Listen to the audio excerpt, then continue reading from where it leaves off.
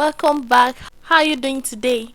So I want to tell you about how you can ship your products from China. Okay, I know so many people have been anticipating this kind of thing, but actually we have not even gone far in the training. Okay, this is the day 4 training, so I don't want you to rush into buying a product.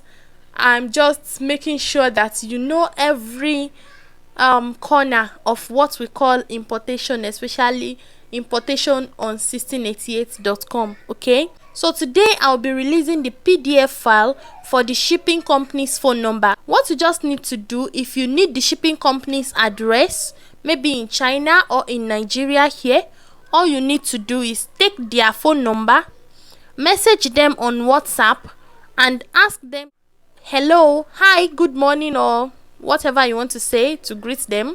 I will need your address in China. Okay, and ask them what is your dollar rate. Okay, and make sure you ask them how much is your shipping per kilogram. And the reason I'm saying all these things, all these questions will help you in the long run when we are ready to start practicalizing how to import.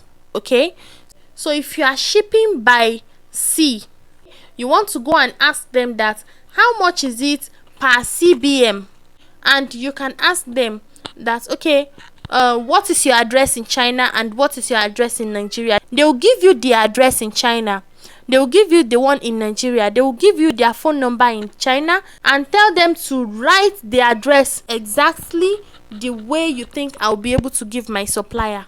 Because some of them will just write advertisement with the address, and you will not know how to edit the address out of the advertisement. Okay, so make sure you tell them that, then they'll copy the address exactly the way it is, they will send it to you. So expect the PDF file right after this video.